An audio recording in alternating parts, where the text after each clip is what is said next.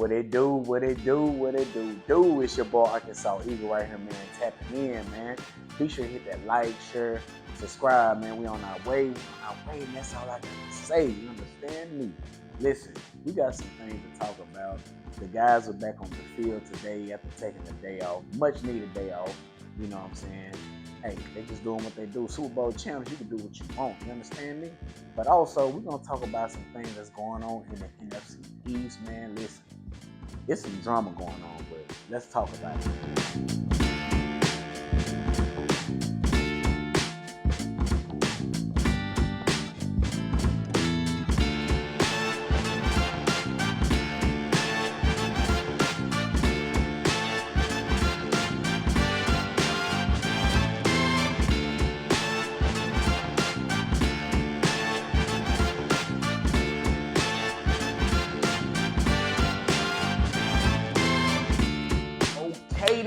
Listen, man. All right. So the guys were back on the field today, and it was a little bit of a struggle for the offense. It was a little bit of a struggle for the guys, man. But what can you say? We had the #1 defense last year. Now I know last year was last year. I understand that, but they do have some key guys that return. But it's gonna be difficult. That defense is gonna be challenging, man. We really got some good secondary guys. The linebackers is just doing their parts, bro. Like, we haven't had no linebackers this good in a long time. And they really been the standouts. As you've seen in my previous video, that's who I was mainly talking about. Was Jeremiah Trotter, Jahai Campbell, Smile Bundun. So even though Kobe Dean making some progress, man. But we all know he's going to be on the pup list. But, man, they just been doing their thing, bro. And you can't knock it. The offense really struggled today. They say Jalen Hurts threw an interception. He wasn't as sharp as he was, but he still made some completions, so that's all that matters. And, hey, like I said, it's practice right now. I believe this is his second interception in camp. Of course, Mr. Statman, Elliott Shore-Parks, Jalen Hurts last year, had 350 passes without an interception in practice. I'm like, dang, bro, you really charting this stuff down to the point where it's like you almost want to know what is he doing in practice. It's interesting, man. I like the information. It give us content to talk about, and it's good stuff. But they say he struggled a little bit today, but man, hey, man, it's practice. It's practice at the end of the day, and you want to treat these games. You want to treat like game situations too at the same time, because you practice the way you play. If you playing kind of off, that means you ain't been putting in your craft work. So it's a reflection of what you've been doing in the offseason. So, man, a couple of guys that didn't practice today. Devontae Smith didn't practice today. Not too much to worry about. But Makuba is quite alarming. It's like, how bad are you really hurt? Like, I think he collided with one of the receivers that was released. I think Danny Gray. They collided or whatever, and towards the end of practice, and he hasn't been back on the field. It's like, man, this is your third straight practice you done missed. And Vic Fangio said, no matter how much you being missed, you need to be on the field. That's what really matters. That's where you really gonna get your reps in. That's what you really gonna learn. You can do so much by sitting back and watching. You can only do so much with it. But when you actually in the game and getting active, moving fast, not questioning where you're supposed to be, that takes experience. That takes game experience. So I hope for a speedy recovery. But, man, hey, you're missing these reps, bro, and we play next Thursday. You need to be on that field next Thursday, bro, just to see what you got. But we're going to see how that play out.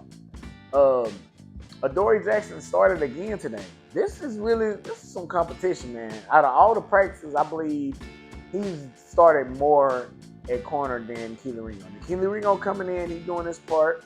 They actually say he almost got an interception today on the second team. But if you start, you're not playing second team guys. You're playing full-time starters. I'm gonna need that same energy when you're going up against Devontae Smith and AJ Brown, not Terrence Marshall and Anaya Smith. You gonna eat off them, but when you go against the best of the best, and your name is popping up in that, that's when it's like, okay, we legit good over there. Because we know Quinyon gonna handle his. That's all we've been hearing about all camp is Quinyon and AJ Brown just going at it, bro. Real deal battles. So I'm not trying to get you to play like him, but I need you, hey, come on. We got a standard in the secondary. So, hey, you're gonna have to bring it. You know what I mean? But yeah, man, it's getting wild. It's getting wild, bro, in the NFC East. Because Washington, why don't you want to pay your guy? But I'm gonna show you something. I'm locked up, they won't let me out. No, they won't let me out.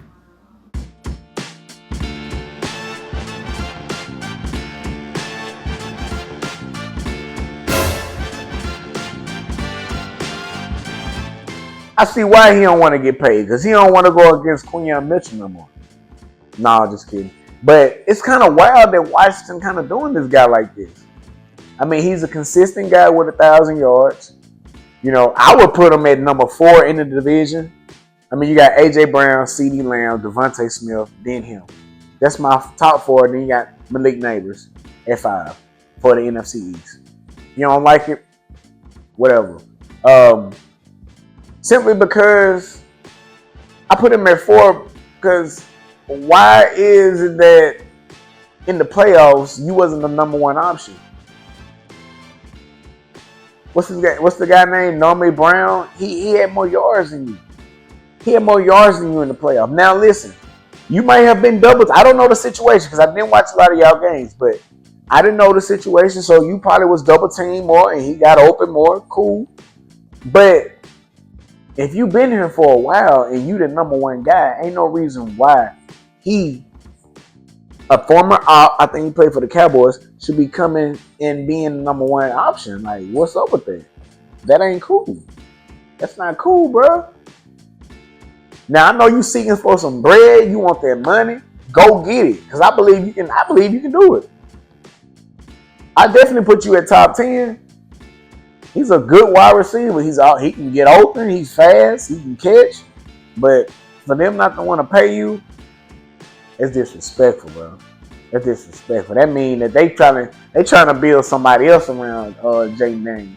They're like, look, we got a young guy at quarterback. Well, he's not really young. He's like 26 as a rookie.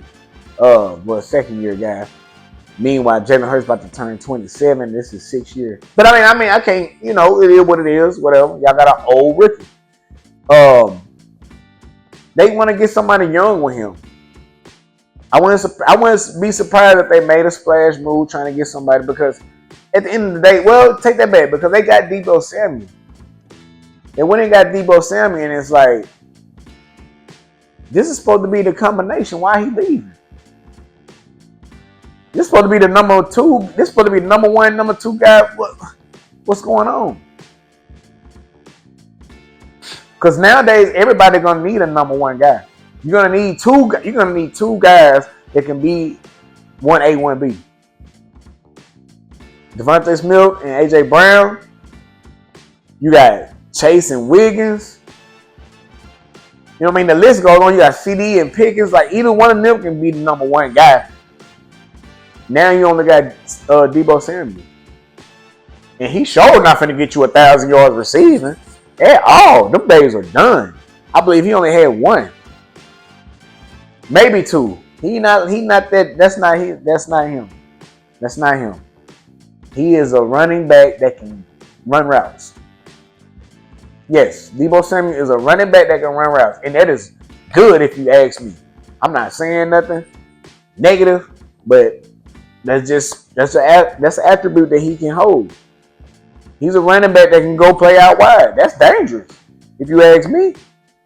Kind of give me like Cordell Patterson vibes, like a guy that can play running back, receiver, kick return, punt. Hey, that's a weapon. That's an athlete for you right there. So I mean, but at the same time, why Madden got him ranked higher than AJ Brown? I don't understand it, because AJ Brown been an All-Pro 3 straight years. They had 1,000 yards 3 straight years. Super Bowl champion. You know, the first player ever to have 5 or 6 straight games with 125 yards plus ever. And you got him, man. You got him ranked below Terry McLaurin. Did you know AJ Brown is the only wide receiver to have 1,000 yards twice with a running back that has rushed for 2,000 yards twice? Saquon Barkley and Derrick Henry. He still had a stack. AJ Brown the only one. Now you tell me how many number one wide receivers would accept that.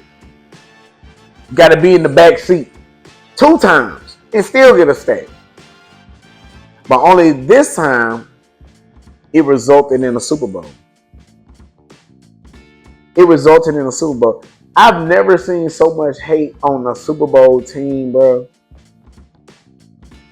Like, I don't, why? And it be a lot of guys that debate with me because, it's the main thing. The laziest take, it's the team. It's the team. He got carried.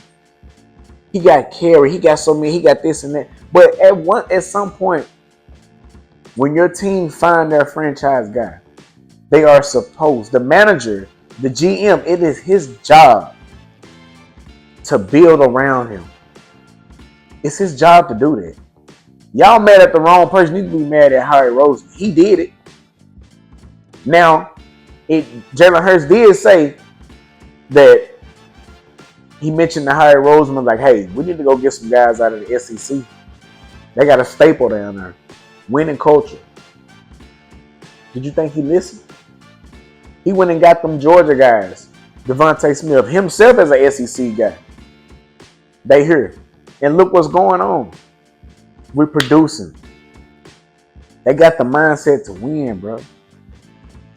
So you can't get mad at the teams. You can't get mad at the players we draft that's already in a winning culture.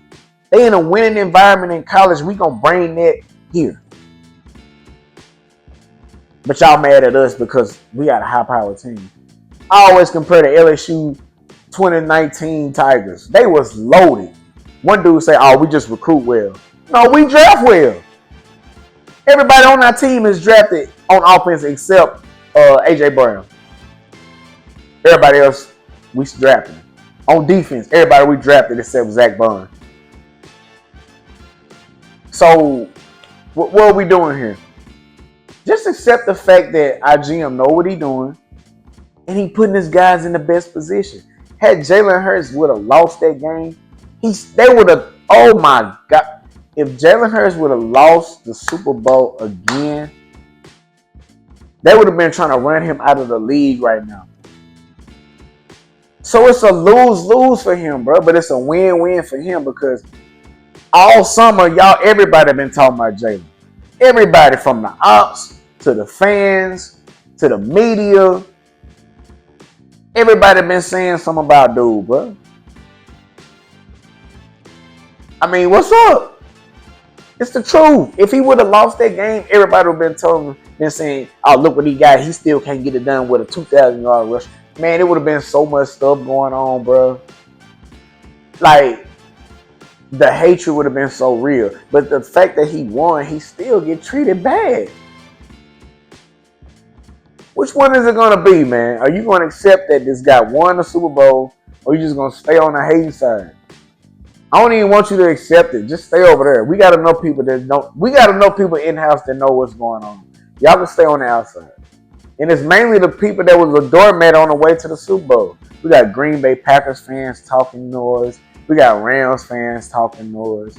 Of course, the Commanders going to stay talking because there was a beatdown. And now the Chiefs got something to say. It's like, bro, you done won Super Bowls. Let us get us one, man. We might see you again. But this last Super Bowl was a beatdown. It was a butt whooping. You got embarrassed because you did too much. For one, going to get the Miami Heat signature stuff, the 3P. You going to get that because you already thinking it's going to be that. No, sir, it wasn't. It was not. You talk too soon, man. You spoke too early and see what happened. But anyways, man, I'm drifting off on some other stuff right now, but I just had to get on here and talk my talk, bro. Jalen Hurts, we ain't tripping about what he did today at practice. I bet tomorrow he come out and do his thing. He gonna shine like he always do. The linebackers doing what they do. Vic Fangio got the linebackers playing like elite linebackers, bro. We have the best linebackers in the NFL. We so deep, bro. Like, this gonna be a long season. So anybody can get hurt. We got different packages. We gonna put Jahai Kemp on the edge. We can drop him back in coverage. If y'all want to run heavy, we can bring in a lot more linebackers to run stop. Like, it's what y'all want to do. We got to match for it, bro. We got to match for it. But also, man, Washington, get it together, bro. When y'all gonna pay y'all guy? When y'all gonna pay y'all day one? Done had so many quarterbacks, ain't never left. He just want to get paid, take care of his family, but y'all don't even want to reward the man. Meanwhile, AJ Brown getting extended, Devontae Smith getting extended, Dallas Gunner coming back for a cheap. We extending Saquon.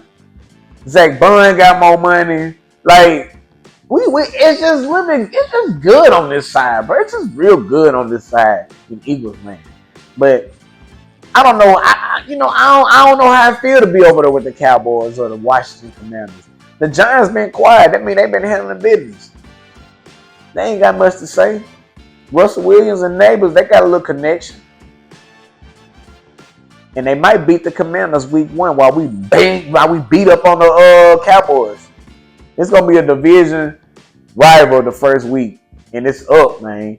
Hey, appreciate y'all for locking in with your boy. It's your boy Arkansas Eagle right here, man. Tapping in, tapping out. Let's go.